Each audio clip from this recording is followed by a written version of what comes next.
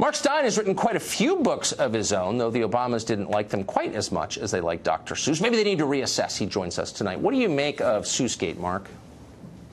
Yeah, I think when you said it's trashing anything older than the milk in your fridge, that's right, Tucker. This is like year zero in Cambodia. Yeah. The world has to be created anew. So in the space of about 20 minutes, we've gone from the Confederate flag is racist to the Star-Spangled Banner is racist. We've gone from General Lee is racist to Dr. Seuss is racist.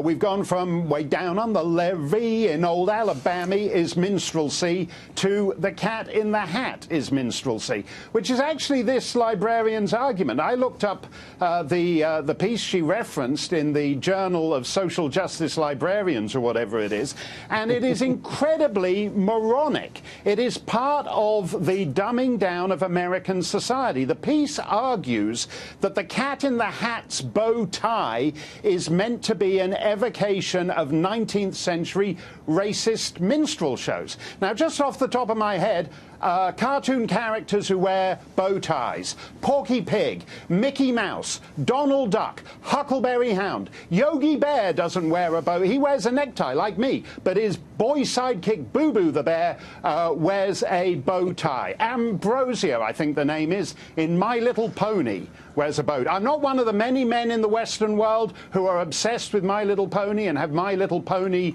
parties, but I happen to know this one character in My Little Pony wears a bow tie. Cartoon characters wear bow ties. That's nothing to do with minstrel shows. We are making ourselves a society too stupid to survive, as that California student demonstrates, if we go down this path. What's so striking to me is, so we're debating the tax bill in Washington right now, and the entire conservative establishment is kind of on board, and they're very spun up about it, and that's fine. And they're right about most of it. I think I'm not mad about it.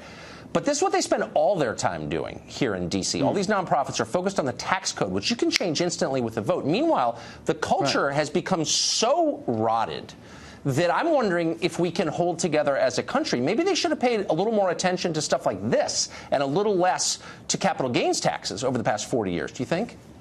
Oh, absolutely. I would say the education system is the biggest structural defect in the United States and most other Western countries. I get these emails, or every time you do a story on the latest bit of campus craziness, I get these emails from people saying, oh, whatever happened to common sense?